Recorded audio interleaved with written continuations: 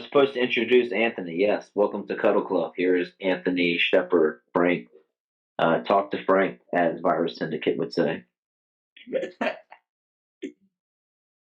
All right, that's a really great song, by the way. Everybody check it out. It's about bleeding noses and substances. I'm bleeding what? I didn't say anything. All right, well, welcome to Midnight Cuddle Club. I'm Anthony. This is John and Chloe. And we've got Bob here causing a ruckus, and Matthew John. And directly below the camera is Mr. Rusty, so he's probably going to knock the camera at some point just to spite us. Or it looks like a Rusty. Yeah. He's going to do something, watch. Look at that face. Look at that. He's planning his next move. I feel like we should change the name of this to Midnight and 1 p.m. Cuddle Club. What time is it where you are? It is 4 p.m. So we should change it to 4 p.m. and Midnight Cuddle Club. It's always midnight somewhere was kind of our thing. We never actually did it at midnight. See, there goes Rusty. It's actually midnight where I'm at, dude. Well, it was always midnight for somebody on the show, just not necessarily us. Why? Because we used to do it at like 10 and 11 p.m. So if it's 11 here, it's midnight in New York and Florida. Most of it. Rusty, this guy. All right. That cat's just lounging. Oh, yeah. Every time I'm making a video, he'll like get right in front of the camera just like he knows. You know? They will like leave me alone all day. Yeah, I didn't see him until you started like getting ready to go live. He knows. Out comes that cat. Yep. So yeah, let's go back to what we were talking about before we started rolling. Let's hear some more of your point of view on NFTs and your art, Matt. I mean, really, to be honest with you, I'm not into the whole NFT thing, but fortunately, the art world isn't run things that I'm interested in. So you have to if you want to be an artist, you kind of have to play the game, and so it's kind of it's something that I'm just accepting and wading myself into. Because of course, if I could, I'd just move to the country, buy a barn, and just make a bunch of paintings and die and leave them to whoever, right? But that's not how. It's not a very successful art career while I'm living. So I think accepting the time and getting involved in NFTs is a necessary thing. But as I was saying before we started the show, I'm more focused on the quality of work I produce, and that the work I produce reflects me as an artist. But it's also something captivating for the audience, No, I think that's it's interesting that you say that, because honestly, it's kind of distracting that people even care about NFTs, so to speak, because when CDs came out, nobody was concentrated on CDs as a medium of delivery. They were concentrated on making good music, and CDs were just the new mechanism by which to do that.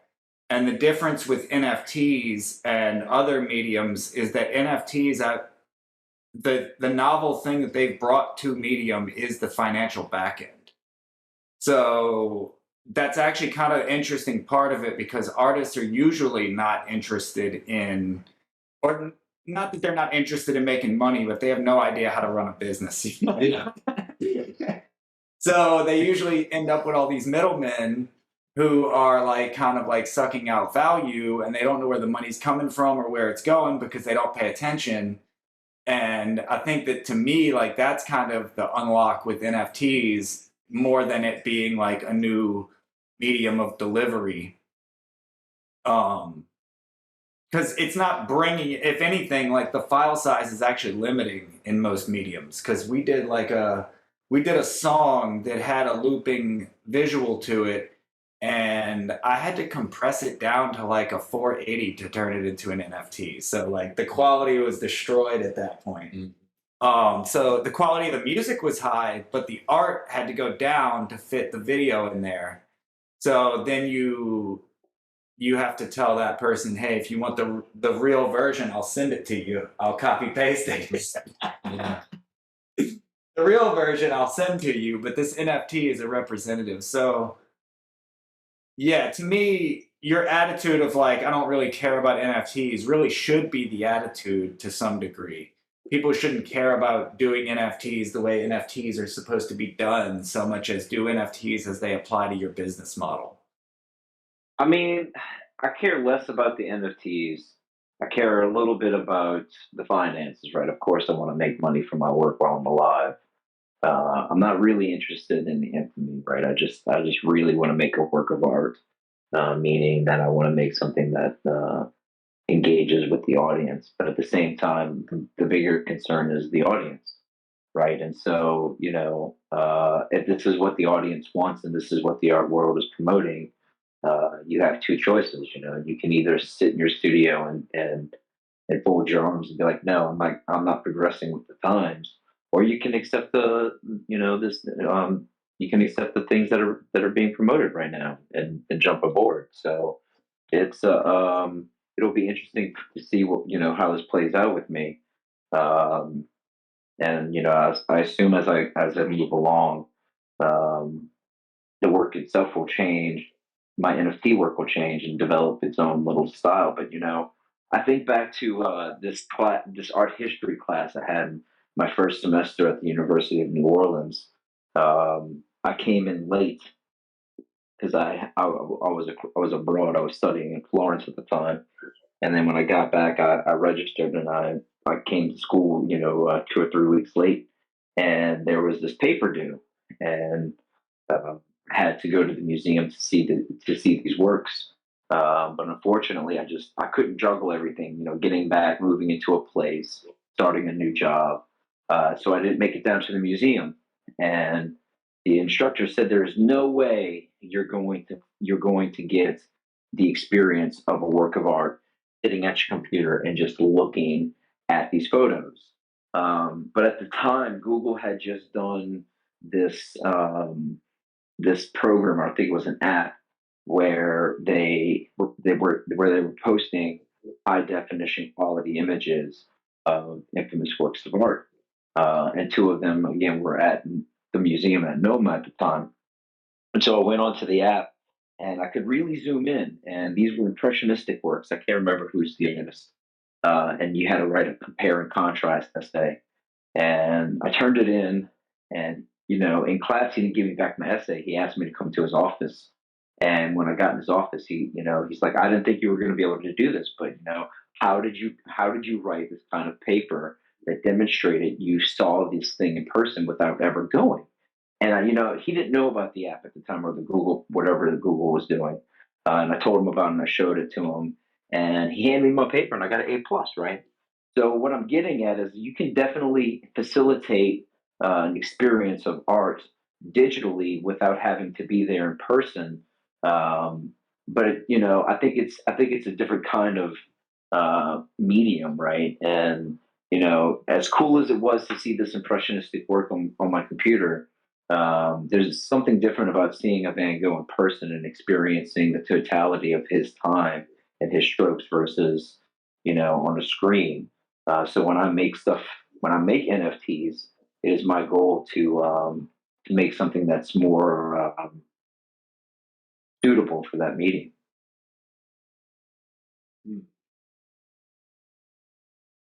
Yeah, a lot of people think about NFTs as purely art.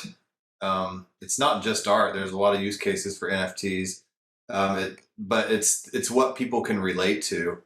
For instance, cars. As a form of transportation, people thought of horseless carriages. That's what they were. They were horseless carriages. That's how you describe a car. And so, how do you describe this new form of mass communications? It's an NFT. It's art, and that's only what it is. So, how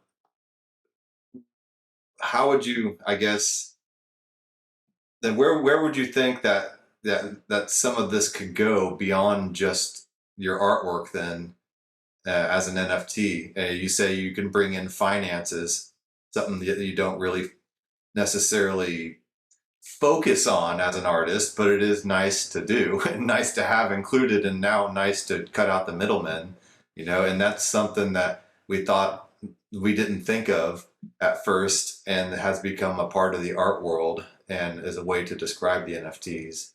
So I don't know where I'm going with this. It's just like, No, There's a difference between a gallery artist and a Jackson Square artist, and the main difference is the price tag. Most of the time, you'll find some really well trained artists on Jackson Square who know what they're doing, who are making good works of art, but they're producing all these quick canvases and selling them inexpensively.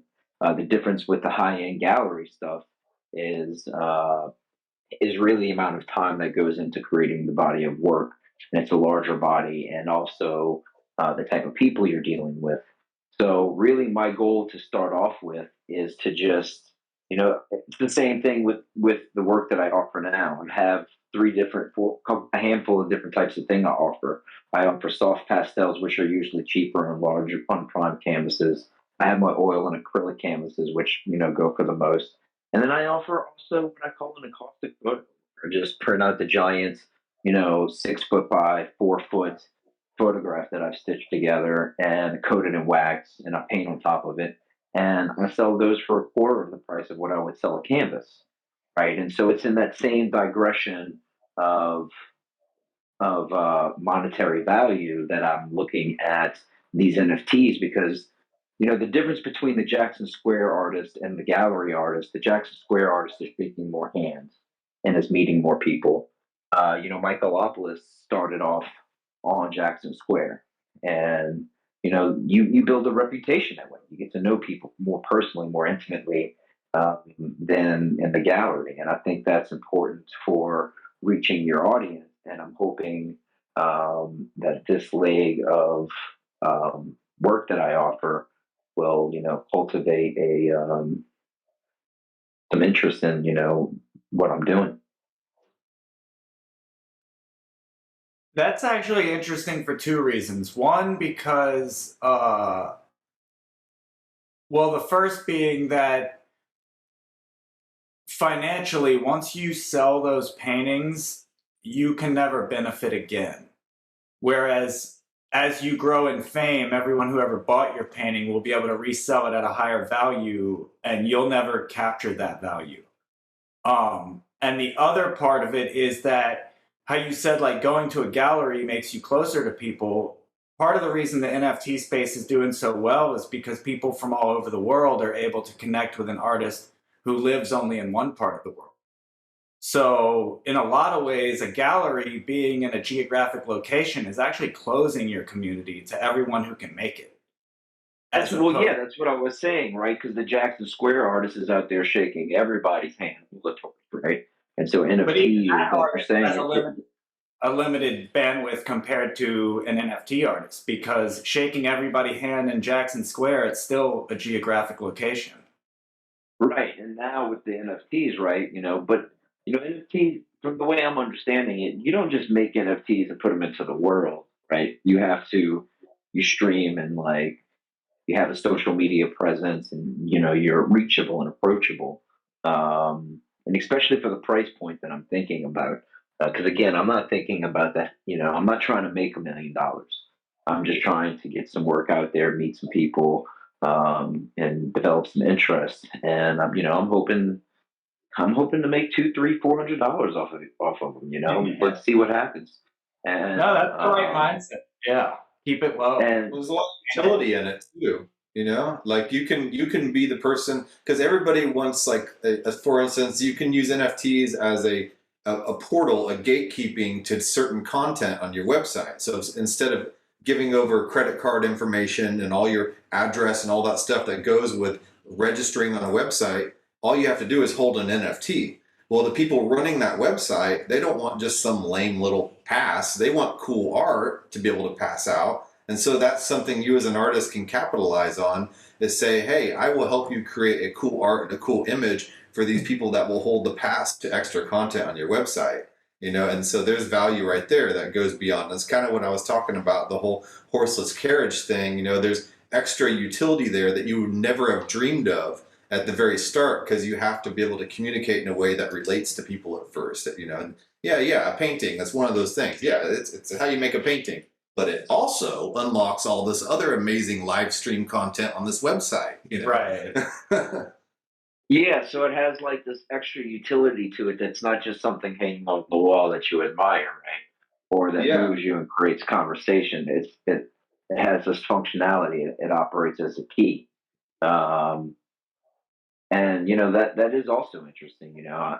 But again, you know, I think my mind is limited in understanding like the workings of NFTs, because for me, before I before I even fully dive in and have a firm grasp of the market and what this medium is, you know, can do, there needs to be work, because without the work, you know, I'm just Yeah. spinning wheels. And you know, sometimes when I branch out into a new medium or I try something, it doesn't always work out. You know, it maybe the NFTs I offer may not be my visual work. You know, I've been thinking more recently about using NFTs as a way to get my poetry out there.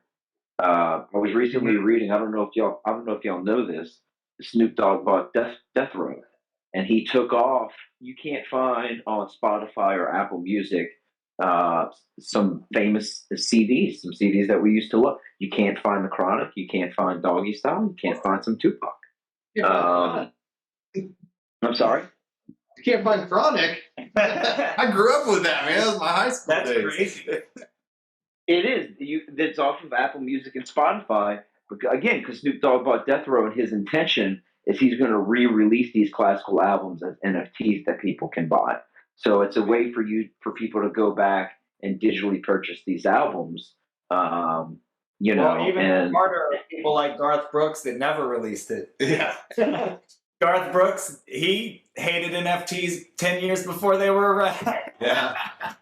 So, did you go to design school or art school or anything like that? yeah, I've been in school for about, I would say, 20 years. Okay. It took I got- me, yeah. What did you learn? Photoshop as a tool? Was that like a necessary part of the curriculum to learn as a tool? When you're in as an undergraduate and at UNO in most places, and also at the University of Houston, and also in Okay. Austin, what they do is in your first 2 years or year and a half, they expose you to a bunch of stuff. They expose Yeah. you to Photoshop. They expose you to, you know, abstract. They expose you to drawing, and some, you know, it's about developing a process. Okay. I'm using Photoshop, the camera, and the projector, mainly because, you know, I jumped from poetry to painting and I kind of skipped drawing. But then as I started moving along, it just ended up becoming part of the process, right? So, you know, Yeah. I'm like every other artist. I paint what I see, but what I see is this RGB, you know, projected image, and so that comes out in my paintings. That's why my paintings have a lot of color in them. But to answer your question, Photoshop was just something that I was exposed to and I picked up along the way. It's not necessary, you know. Yeah. People But it's people the make art tool. in different ways. Yeah, and you had to learn the tool. I mean, what I'm getting at is, you know, Chloe here, this is my daughter, and she's just graduating as well with mass communications with a design focus. And I'm sure Photoshop was part of the tool that you had to learn, right? And it's just one of those things that you have to learn as part of the education process as an artist. And I'm wondering when NFTs will start to become part of that curriculum as something that is necessary for the artist toolbox. You know, that you can't not know, like Photoshop. You have to know that as an artist. You know. I think it's going to come slowly because one thing that I did my undergraduate and I have a master's. I've been to the Academy of Fine Arts. And I've attended a couple of universities. I was like again, I studied in Florence, and not one of them prepared you for the modern art world. And as a modern artist, you need several things. You need a website. You need cards. You need branding, right? You know what I'm saying? Like they never prepare you for any of that. All you get is the training and the focus on making the work.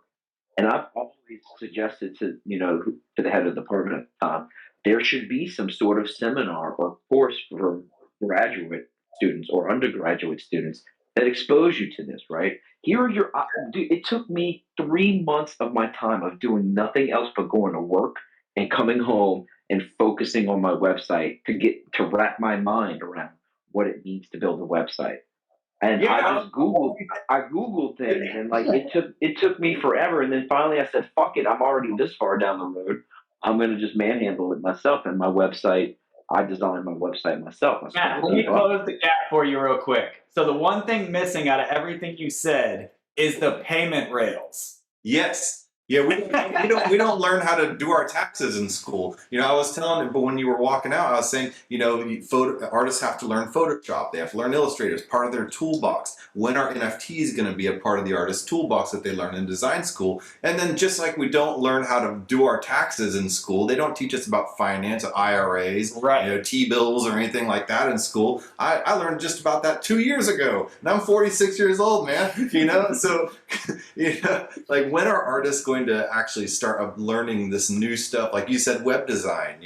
At that point, you've gotten so deep in web design, you might as well learn Java and C++, man. It's like, and be a computer programmer. I think it's because it's not part of the process and what academia teaches and instills in you.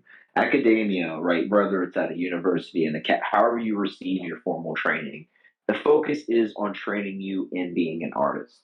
But like I said earlier, man, right? If you don't have work, you have nothing. You can know everything there is to know about NFTs, and then be like, I'm going to do this and sit down and do it, and not know how to do it. You're stuck, right? The NFTs, the website, these are things that you're able to decipher on your own, and as part of this long established tradition of teaching, technique and mediums. That's the focus of most formal training, and I don't know if I ever see it breaking away. Do I think it should break away? Yeah, of course. I think there should also be training, but I understand why. I think it's gonna break away mainly because every industry is moving towards being able to do more and more for yourself, and it just doesn't make sense, like, to have all these specializations. Like, if all you can do, and I'm not just talking about in art, I mean in general, like, academia has pushed us to like only learn one thing, and now you can't do anything without 40 other people. Yeah. So we're getting to this, I think with like crypto and with NFTs, you're actually unlocking people being able to do things on their own and not need 100 people to do something. Or at least if they do need those people, they don't have to trust them. Like you can do everything through a contract, through a smart contract or whatever. So I kind of think it is going to shift, because I mean, even if you look at, I'm going to go ahead and introduce Gurleen, who's doing art on the screen. Like, if you look at us, our degrees and the things that we learned are not what we're accomplishing the most in. So being specialized hasn't helped us as much as knowing a lot about a lot of different things. Yeah, I agree. Like, for me, what I spend most of the time doing, which is like a lot of animation, is something I just taught myself because I went to school for fashion design, and I actually teach at a fashion school right now. I teach fashion illustration, and it's funny you guys were talking about like institutions and whether or not they're going to start talking about NFTs and stuff, like I am not allowed to talk about NFTs where I live. I have literally gotten an email from the higher up saying like, do not talk about anything other than like what you're specifically teaching. So people are very curious, like the students and stuff are just like, they want to know more and they're very curious, but the higher ups are kind of like, no, we can't talk about that, even though it's so relevant, like because so many of these people are like young designers, and this could be a great way for them to put out their work and find new ways, like in new audiences, but they're just a lot more old fashioned, and this is like a newer school too, so it's very interesting, what you guys were just talking about. Bringing Chloe here for her perspective on this. Yeah, I mean, she's absolutely. just finishing. She's graduating Saturday at college, mass communication setting. Congratulations. Congratulations. Thing about NFTs in school. I'm in mass communications, but they really haven't talked about it at all in any of my design. I took Photoshop, I took digital communication, all kinds of things like that. And I mean, you would think that they would mention NFTs in the class like that, but they never did. What about the students? Do they talk Might about it be- outside of class? Some students do, but it's not something that you hear often. It's kind of uncommon. Yeah, I mean, we're still in the early phases. We haven't reached any kind of like mass adoption. So I'm not surprised by that. And I'm not saying that institutions are going to pivot anytime soon, so much as I'm saying that like individuals are going to pivot regardless of schools, because in order to actually succeed in the modern world, like you were saying, school didn't tell you to make a website or to do any of these other things. You did that on your own. Yeah.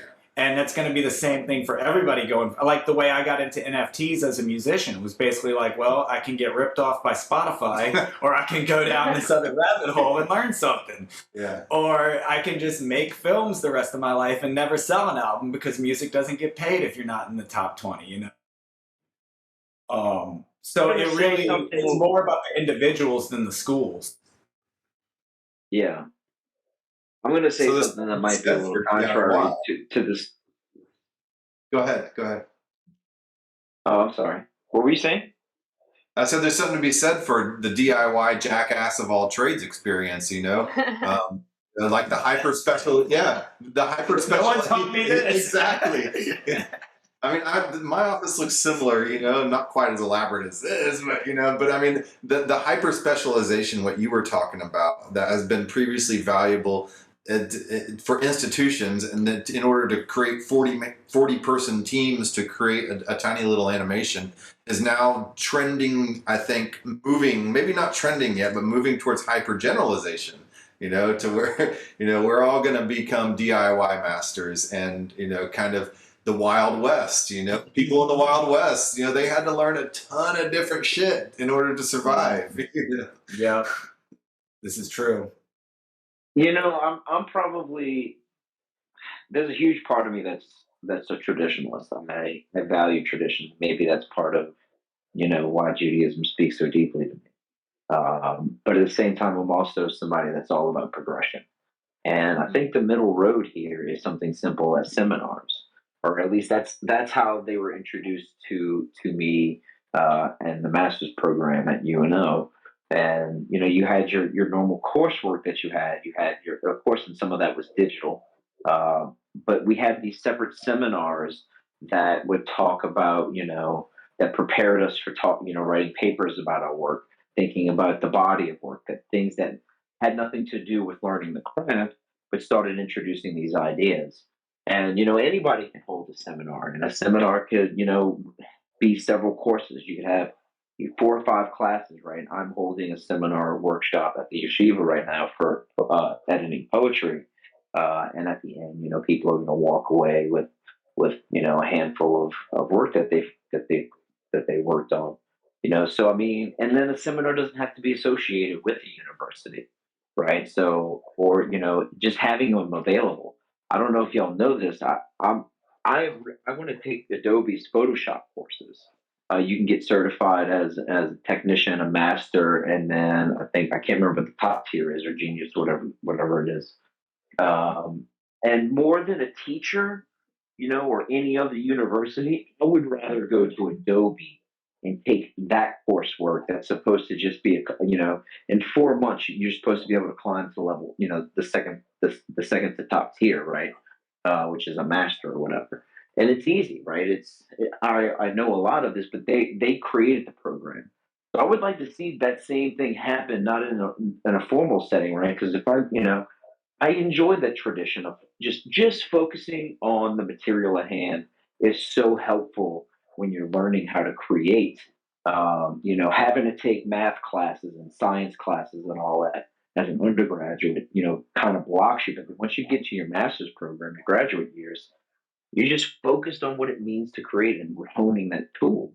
I just wish there were some, supplementary courses or seminars or something available that that would help artists figure this out, right? And then you can incorporate that into your coursework, man. Yeah, I mean, there are a lot of seminars going on in Web3. And what if there was a platform that was built on Web3 where all you had to do, if you wanted to do a seminar on Photoshop, and then you could, schedule a class, and then all anybody had to do is jump in a room like Discord, they connect their wallets, and yeah, you can either stream it and charge it by the minute, or you can charge by the class, and it goes directly to your wallet and no intermediary cutting off their share like Udemy, Yeah. I mean, I don't know. What's funny though is you're talking about getting the Adobe classes from Adobe, or like with any degree, like you can get an education in anything, anywhere. So you might be able to learn better things from Skillshare or Udemy than you would from Adobe. But the reason you take it from Adobe is because they've got the credentials to That's say true. we did it. Yeah. But that doesn't actually make the education any better. It also depends on like what you want to do with it too. Like, why do you want do you want to go teach that? Like, if you don't want to That's go why most teach, people get then it from Adobe, so you can teach. yeah, because I know someone, like one of the instructors I who's also a teacher, instructor at the school that I work at. He is certified, and so he can like teach Adobe. And the ironic part is he doesn't know anything about Photoshop animation. Like, because I do all my animation in Photoshop, and he is like, what do you mean? Like, what are you talking about? And I'm showing him like He's how certified and doesn't even know all the functions. right, like he was completely like blown away when I started showing him like all the little like things that you can do, and it was totally new to him. So that was the funny part, was that he was certified. Yeah, exactly. Wow. So I mean, And I would want the certification just for jobs. I mean, I'm not. yeah, When it comes to teaching, I'd rather teach art history and teach young people, models of writing essays and how to, critically that's think. true. It is good to like put on your resume if that's like, it depends on like what kind of jobs you want to go for. And then I guess it does kind of make sense to have that extra little like pumping up your resume with something. But exactly right. And just to play devil's advocate in the conversation, one of the advantages to going to somebody like Adobe, right, the name brand, is that people like me, you go there and you trust what they're, you trust them. You do have that trust. So I'm not having to learn about all these, because y'all mentioned 2 or 3 different places for NFTs. Is that, if I'm understanding that correctly? No, And that was the one. I didn't understand. No, that was places where you can learn anything. Skills. You can go to Skillshare to learn anything. Yeah, I've learned so much on YouTube. Honestly, You go like to Adobe or the official place because you think the quality of the education is going to be better there, but that's not necessarily true, because someone who, like Gurleen, could do a Skillshare class and teach you 10 times more than Adobe could. So I mean, I would go to Adobe not for because I think it has the highest quality of education, right? Adobe is nowhere near, the Ivy League educator. But I go to Adobe because I trust them. They made the product, right? And so therefore, they can teach me all the skill set I need and give me the credentials to look good on my we just resume, said so they I can can. maybe Like, take that's what Gurleen just confirmed to digital you. graphic jobs. I'm sorry. Yeah, Gurleen just like you're confirmed to still you being that they taught, won't. but you're not being taught by someone who works at Adobe. You're being taught by a person who got the certification. And so you're being like, so you have to just trust that he really knows they know there's what they're doing. So it's not actually someone who's like like affiliated with Adobe. You know what I mean? Yeah. Like I could go Always and get that. Yeah. They have actual instructors at Adobe. I didn't even know. No, that's what I'm saying. Like you're saying you trust Adobe, but like the people who are actually teaching you those skills are not affiliated with Adobe. I could take the course and become certified and then teach, and it doesn't necessarily mean that like I'm a great teacher or that I know everything. It just means that like I got that certification.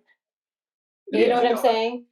Photoshop, Yeah. right, pretty well. Because, It also means you know how to navigate a job application. yeah, you know how to jump through the corporate hoops, and doesn't necessarily translate to good art.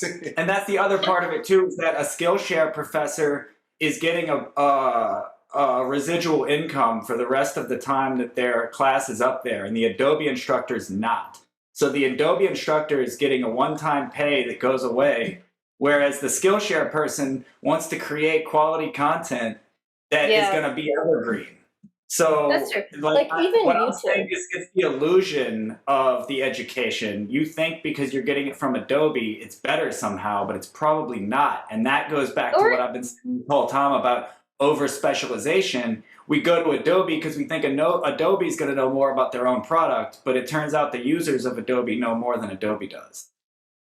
How do you think they make their new product? Off of complaints. Yeah. That's a good way to look at it. How do you make the next version of Adobe? A bunch of people get mad. See, I'm even cheaper than you because I'm like, I've learned so much off of YouTube. Like, there's Yes. everything. Like, you can live your entire life and learn all these new skills if you're just willing to like spend some time on there. And there's people who are like Who are doing also some getting, really cool shit. They're what? well, who can also earn a passive income. Right, So I think right. also when you think about the motivation, like Adobe, the instructor doesn't have the same motivation as an independent instructor. I just know for a fact that like I said, the one person I know who's certified was like surprised at what I was doing in Photoshop, and that's like their specialty. So that was surprising to me because I guess Photoshop isn't known for animation. Like that's not really what you're supposed to do in it, but you can like obviously you can because that's like what I've been using and so 7 years, basically. yeah, I need to evolve myself actually. Yeah.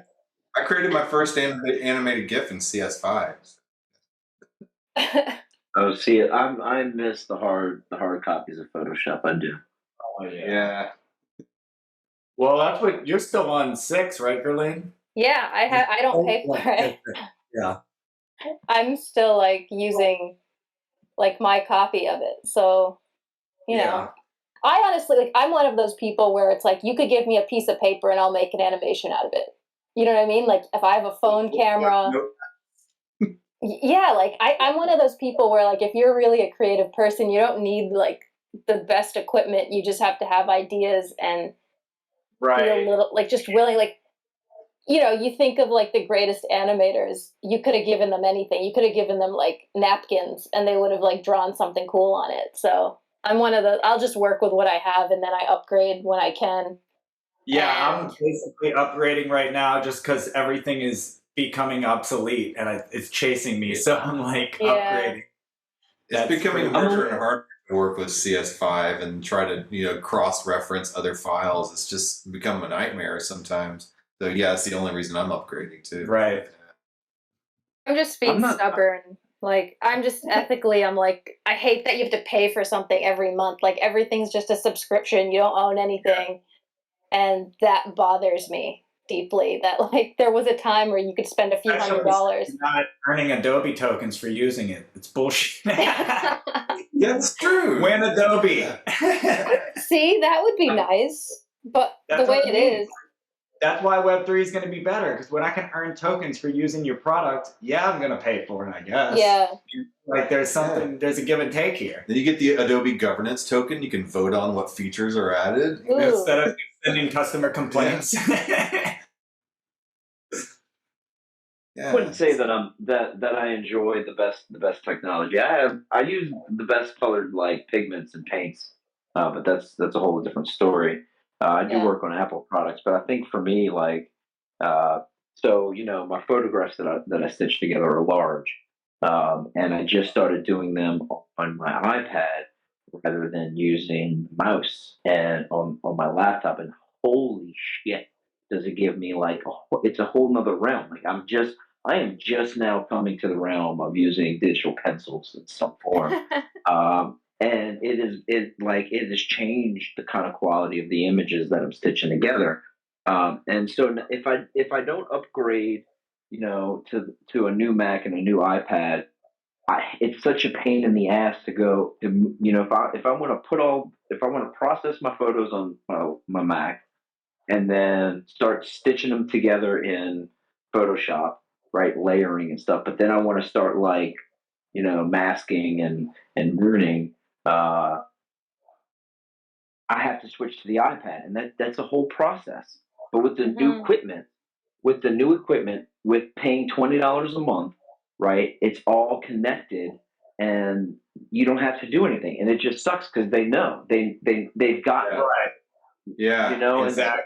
it's convenience. That's like the ultimate sin. It's the devil's pitchfork. It's convenience, But it's not the kind of convenience of of modern American society. It's the convenience of fuck. It would, if I had this new equipment, it would cut down my computer time at least by an hour for every 8 hours in the studio. That's a nice chunk of time, that I could be spending, doing photographs or painting, doing whatever process I need to be focused. Yeah. I mean, technology is supposed to reduce Right, the so- amount of time that you have to do things, but it's been more focused on just like giving you more time to do nothing.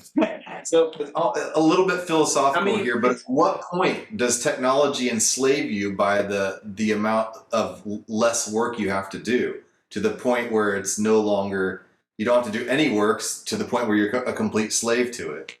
Yeah, and like you said, no ownership in it. I mean, that's part of like progressing, right?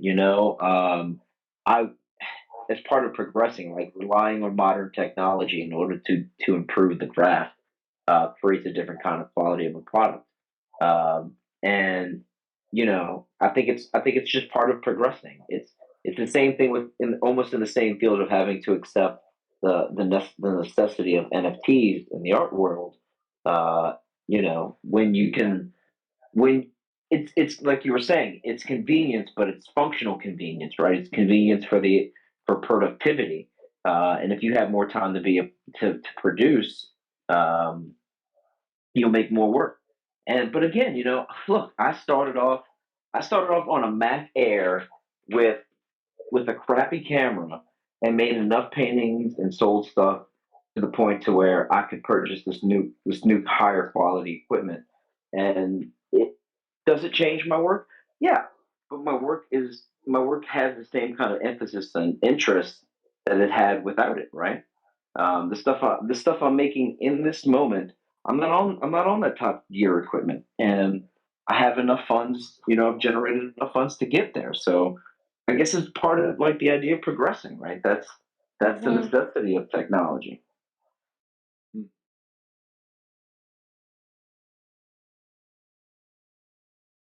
Look, like I said, dude, if I could, man, I grind my paints. I'd take it to a ridiculous level. But part of what made the Impressionist movement possible was the invention of the paint tube and also the invention of the ferrule. So now artists didn't have to, grind a bunch of paint and store it and do that every day that they go into the studio. They could make a bunch of paint, like take one day, make a bunch of paint, put it in a tube, and then take that tube wherever they want. And look what happened. They left the studio and they went out into the fields and the streets of their cities, and started capturing life in this completely different way. So, I think that technology and that progression and accepting all of that is different, because it was more cost, right? Because now you have to buy tubes, then you have to. I don't know how they shoveled the tube. The first tubes were actually pig skins, like pig organs, intestines. So I mean, like, you'd have to go buy it, you'd have to store, right? But I mean, that's part of it, man. And I think the work shows for it. That's part of, like, how you get from, you know, neoclassicism to freaking impressionism. Well, yeah, we've talked about this before.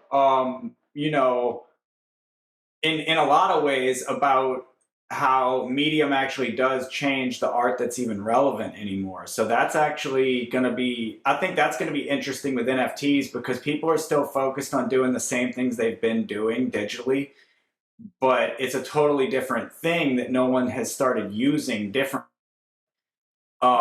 So like when you talk about, we've talked about this before, like for instance, photography.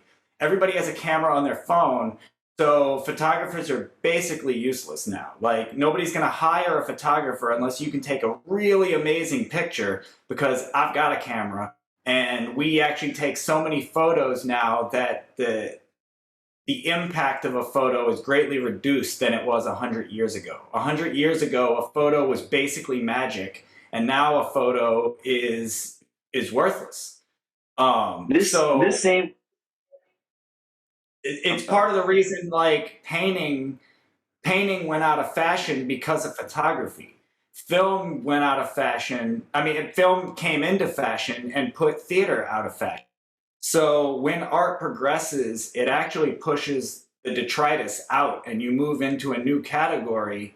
And all of a sudden, you're faced with the juxtaposition of what was with what's going to be.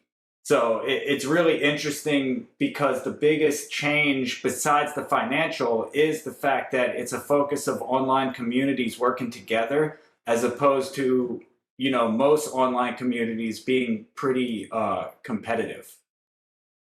Whether But it's that's the like same Facebook conversation or that comes up gaming or every whatever. time. I'm sorry. No, go ahead. There might be a small delay. That's the same conversation that comes up every time there's a technological progression in visual arts. They said the same thing when the camera was invented. They said the same thing when film was invented. Andy Warhol, David Hume, these people declared painting dead. The painting isn't dead. These things don't die, right? In the comic book realm, people were all worried about digital comic books in the early 2000s, because that would take away from sales from the printed editions. Well, it's proven to not be true, right? And No, now that no, you now understand what now I'm that saying. now that they've moved to movies, the movies too are helping the sales.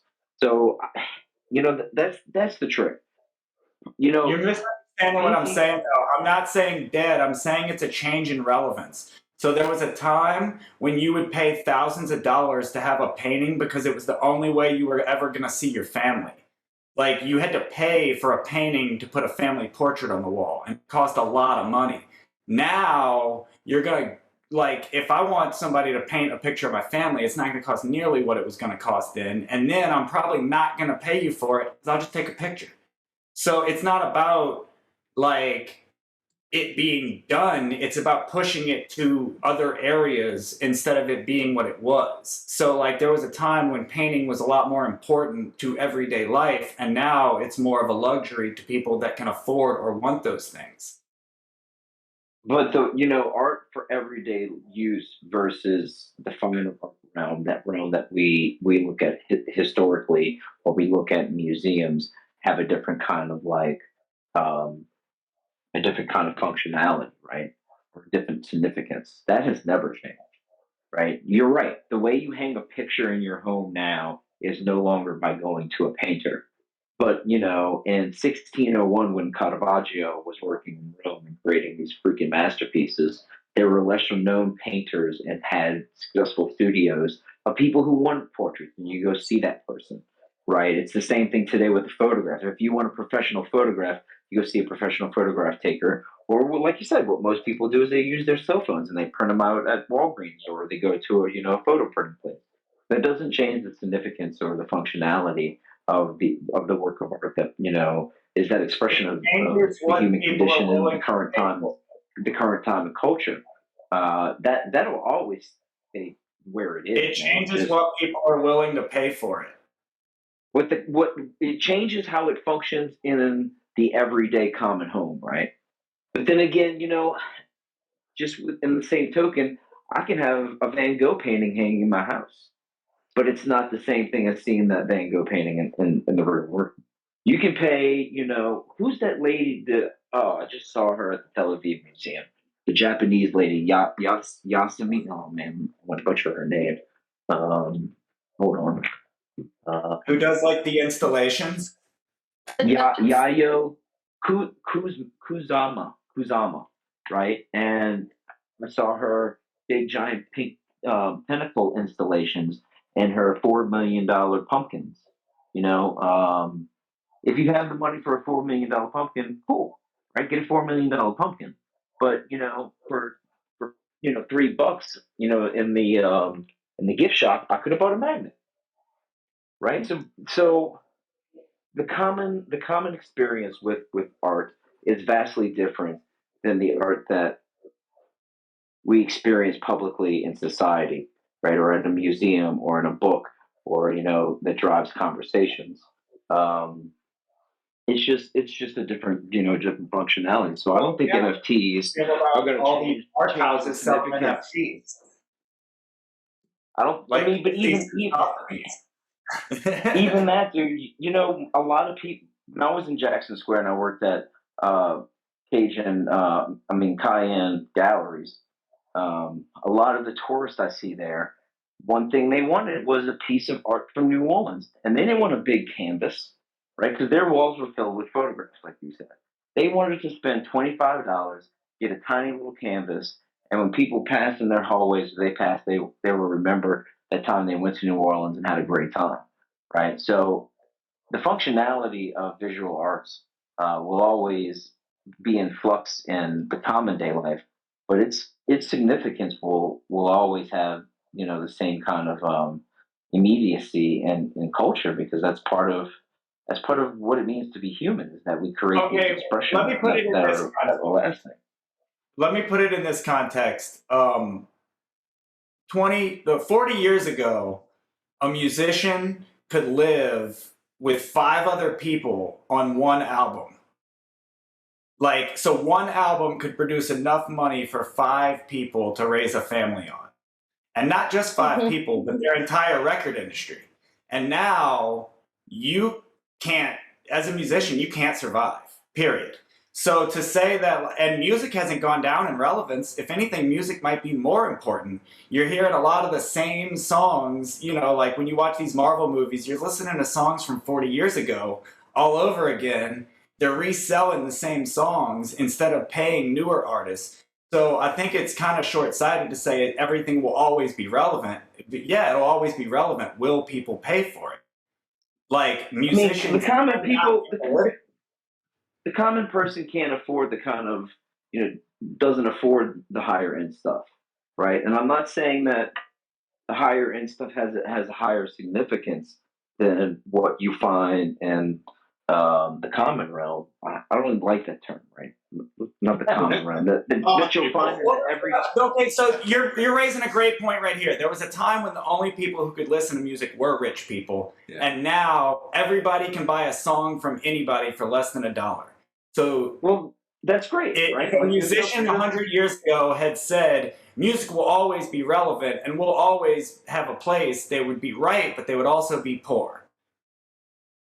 So I think you're missing as technology pushes things to the fringes, they're pushing your money to the fringes. So it doesn't matter what they're pushing your money to the fringes. It matters what the relevance is in the wallet. Because people will stop painting if they can't get paid for it. No, I don't see. This is the same kind of thought process that that Andy Warhol had when he declared painting dead and he held the funeral and let the balloon go from his balcony, right? But I only know one painter, he man. thought he thought screen printing and printmaking were going to replace painting, but that there are some crazy things people are doing with paint these days, and it's super interesting. But it's not something that you find every day, right? You have to go to a specific place. Look, one of my favorite works that has ever been created, and I know it's a little cliche, the ninth Beethoven's Ninth is just fucking off the chain, right? It's just amazing. And the people that experienced it the way they experienced it when it was written is vastly different than I experienced it. I can experience it in my underwear on the toilet, smoking, and just zoning out. Experiencing it in the same tuning, but we're gonna split hairs. But that doesn't negate A is not the same as it was still 400 pay. years ago. That Yeah, people still pay, and that there's a frequency of significance A for. has changed by about 4 degrees. That's nuts. It doesn't change the fact that people still pay, and there is still an interest to experience these things physically, and that they drive conversations. It's part of the education process of what good classical music can be. I don't think the significance of live classical music or composers has changed very much.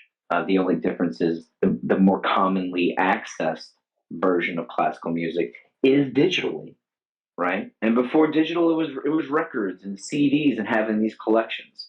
I used to have a huge CD collection. I own like 4 CDs now. And it's because my dad had them. They're more sentimental objects that just sit on the shelf. So the significance of art doesn't change with technology. I think the role of it just changes in the in part of your everyday life, right? The way you interact with it, and I think that's a good thing, right? I think the fact that you can access Van Gogh as a magnet or access Beethoven on my Dr. Dre beats, right? Whatever.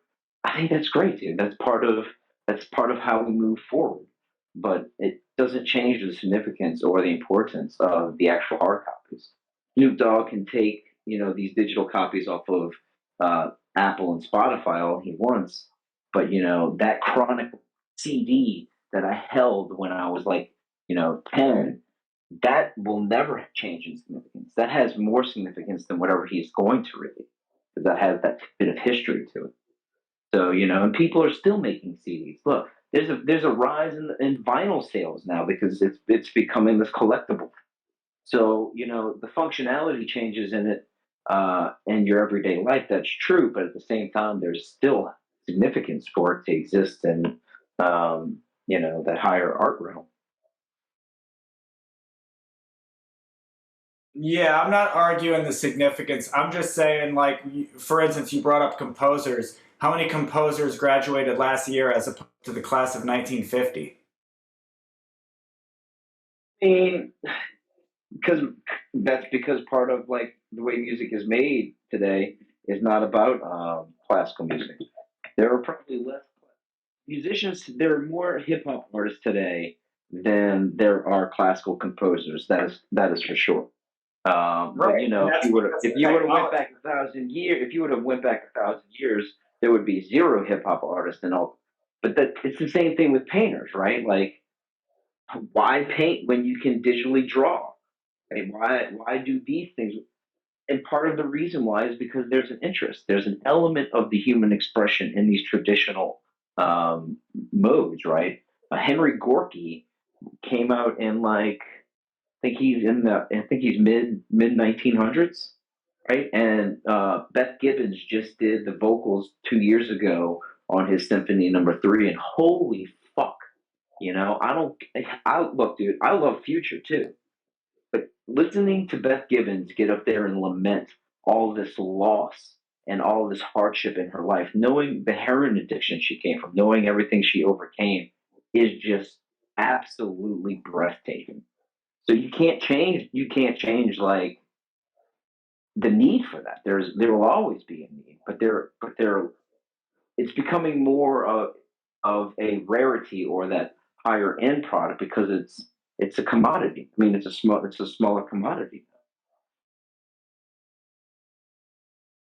So is that like when art, whenever it becomes technology makes it more of a commodity, that it becomes not obsolete, but it becomes more, the person becomes more of an artisan, like I don't know how the best way, like for instance, you talk about creating the paints, and the tubes and the paints, and then technology made better ways of doing that.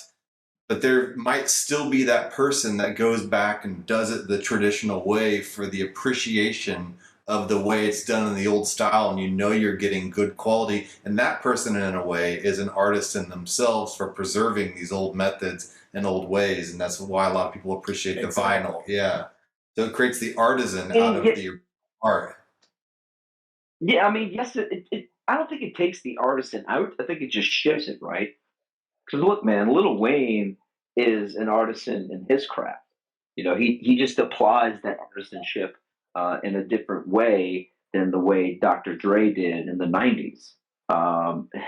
There are out there who grind their paint. Who is that? Who is that guy that paints those crazy right wing Republican school like tenebrous pictures where he's painted Donald Trump and like all of the Republicans, Donald Trump crossing the Delaware and all that shit. He grinds his paint. Yeah, see. Yeah, I think he grinds his paints, right? So I mean, it's a great. But I don't grind my paints anymore. Now, what I do, the way I practice my artisanship, is all paints are pigment labeled in the higher end paint tubes, Yeah. and I buy specific pigment numbers in either acrylic or oil, so all of my paintings have the same feel. And you can't really, when you look at a painting of mine, I don't want you to be able to tell unless you smell it or read a card if it's oil or acrylic. I paint oil or acrylic depending upon my availability, how much time I have between the layers. I'm using acrylic here in Israel because it's easier and cheaper and clean up. So, right? Point being, unless unless the consumer of the art would know better, not saying anything about your art, but like say for instance you draw just like a blue square, like you see a lot of modern art. It's just a blue square. My toddler can draw that. Well, unless you knew better and that person grinded their own paints and they stretched their own canvas and did all their own shit to it, then you would probably underappreciate that art. Right. Well, that's where, to me, technology comes back in, because the only way to add back that appreciation is to have a documentary, is to have like some other story, have a website that tells the story. This is what I'm doing here. Yeah. So in a lot of ways, like, in order to add the relevance of paint back into it, you still need technology, because if I don't go to the gallery and see your painting, and even if I do, like you said, I can go to your gallery, see your painting. I didn't read the card, so I don't know if it's oil or acrylic. I don't know the story. And I don't know the story, so do I care unless I can go find out? Which means that I wouldn't care if it was all the extra layers of work you do on top of it. Not the painting itself, but the documentary, the extracurricular stuff is what sells me on it. Yeah. look, this is Even why that, when you talk about Van Gogh and Picasso and all these pieces, would I feel that magnitude from a painting if you didn't tell me I was supposed to? Yeah, I learned a lot from just you talking. I didn't know a lot of this stuff about it. If I walk into a gallery and you don't tell me this is a Rothko, this is a Van Gogh, or more importantly, if I walk in and I don't know who Caravaggio is, do I care? And that's really, like, most people don't. And that's where I think that putting Picasso on a magnet actually does take away from it, because people growing up with all these fine art pieces on a magnet means they walk into a museum and walk right past it because it's been on my refrigerator my whole life. But that's the problem. That's the problem with high end or fine art, right? Because a lot of times understanding. Let me try to come at it this way. T.S. Eliot's Wasteland is. Give us the final thoughts, because we're going over an hour now, so let's start to wrap, buddy. T.S. Eliot's Wasteland is an infamous collection of poetry, right, in English language.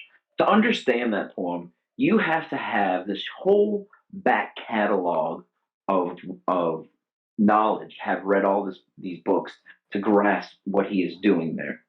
I think part of that makes it inaccessible to everybody, right? Because that means you have to sit there and learn this. And that's Right. vastly different than what Saul Williams is doing today in the poetry that he's producing on his records. So it's when you fall into this traditional method, right? Subsequently, Pound, who was a contemporary of Eliot, I feel is more accessible to people today because you don't need all this background information. But a lot of times, if you have it, there's a lot of tiny little jokes in there that you can catch. And there's a difference in the quality of work. The painter that's doing the Donald Trump painting is different than the Japanese artist that I saw at the Tel Aviv Museum. She's making a lot more money. She's influenced and involved in pop culture in a way that he's not. And in my opinion, she's more successful. So I mean, you can hang on to tradition all you want, but sometimes it does become debilitating because the functionality of art changes. And that's part of like accepting and moving into NFTs and why it's relevant because it's going to be part of society. It's already becoming a part of society. And if you don't accept it and get involved in it, you're going to end up being that guy that's grinding his paints, making political paintings, and is popular because Facebook, spread him around. What would you rather? Would you rather sell a painting for $4,000, or would you rather sell 40, $3 million, resin pumpkins? I don't know. The pumpkins, I think, have more of an effect on society.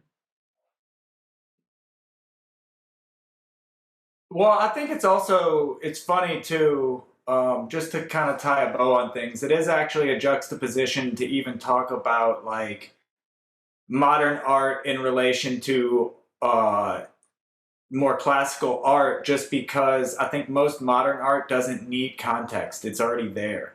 So the reason I can understand a modern poet is because they're speaking in a language I understand, whereas a poet from 100 years ago, there's probably going to be some words in there I don't quite understand the context of, and things like that. So I think that modern art is definitely always in a different place.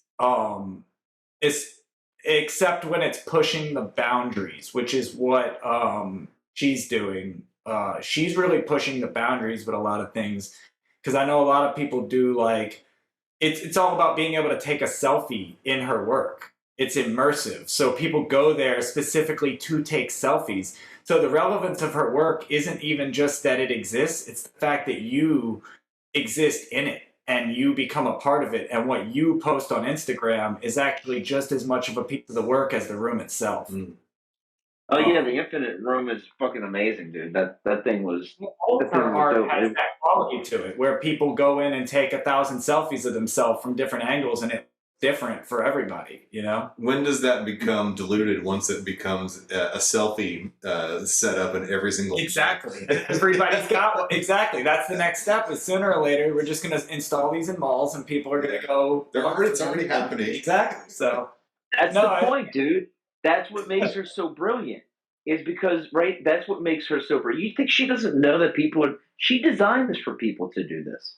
She was aware of what would happen. That's why it travels around. but that's what Exhibition's makes been her work traveling around and getting so much traction because people want to take that selfie in the mirror. And then when malls start doing it, the art world has affected society, and that's the way it goes. And then things progress, and then new artists do new things, right? So Andy Warhol changed a lot of things the way we look at images, right? Dude, it's not talked about a lot in the art world. I absolutely love some of the comic books that they produce. I love the inexpensive ones. The paper is super thin and it's just like ink, like bonded to like thin parchment almost, and it's so delicate. And the images are so amazing. It's a wonderful aesthetic experience. I paid $2 for that versus paying, if I wanted to own a Rothko, it cost me a couple of million. And it's a different experience, man. And I think the progress of technology being accessible, having these things being accessible in the everyday life, evolves us, right? It helps us. It changes what we do, right? I would rather have that extra hour in studio than having to sit there and switch my image back and forth, right? And so now people don't have to go to school to have these conversations. They can talk around the dinner table. Oh my God, do you know about this pumpkin? Look at all these pictures of the infinity. And then maybe they'll start talking about infinity. Maybe they'll talk about, the Acura infinity, and somebody will be like, "Oh, I want to buy a new car." Bam. Now Or you Acura can talk infinity is 8 going hours crazy. away across an ocean. Yeah. Or across town in Gurleen's case. I've learned on 2 different levels. I've learned from you guys, and then I've learned by watching what Gurleen's doing here in the animation studio. It's pretty incredible. I love what you're doing there. That's awesome. I love animation. What are you actually working on there? Well, I mean, I told you I was doing these like daily drawing exercises, Cool. and so I'm starting to translate the daily drawings into animations, like one single, one scene animations, and then hopefully at some point put them all together. I guess that's where you come in as far as your editing, because I don't edit my work, and just put them all together into a singular film. So I have I'm just trying to get as many as I can, and I've been a little bit slow in working on them because I've been busy with other stuff. But this is going to be the designated time, hopefully a dish on top of this, to like work on that, converting the drawings into animations. That's cool. Like in the early 2000s and in the MySpace days, I used to create similar type of GIFs. Not as good as that, obviously, but the only place I could get people to see my animations were in MySpace. Yeah. And now with NFTs, it's provided like a new place, and you can monetize on that exactly, and from peer to peer, and yeah. So I think it's amazing. Yeah, that what's going on now is like people like you and I who create stuff like that have actually a better place to put it than just some social media platform. Right. Yeah, I mean that's really, to cap it off, we're gonna cut after this and pick it up next week. But yeah, I mean that's really why NFTs came out, is because all the digital artists, bringing it back to the financial side of things, artists had to move to digital because that's where technology went. But guess what? Nobody wants to pay for your digital work. Because it's digital. So unless you can get commissions for people to buy your digital work, then you can't really sell your digital work until the invention of NFTs. And now you can actually have it back instead of Instagram and Facebook making money off of your work and you not. Exactly. Right. But it has been wonderful. If anybody has any closing thoughts, let's go ahead and drop them. I'm glad that Cuddle Club is back. I'm looking forward to having this be a regular thing. So it was good talking to everybody. I only messed up a little bit. Hey man, thanks for inviting me over and to be a part of this today. So, this is y'all really got cool. To be a part of Yeah. Very fun. Yeah, I definitely appreciate you guys. This has been a great experience, and y'all affected the way I think about things, and I appreciate your opinions and participation here. And this is what Cuddle Club was all about: is bringing people together to talk about all these various aspects of art and crypto and all these things, and how to verbally cuddle. Yeah, verbally cuddle. That was the whole point. That's a great line, to verbally cuddle. I like that. All right, well, we'll see you again next week, and I'll catch up with both of you later. All right. Everyone have a good night. Bye. Shabbat shalom. Bye. Yeah.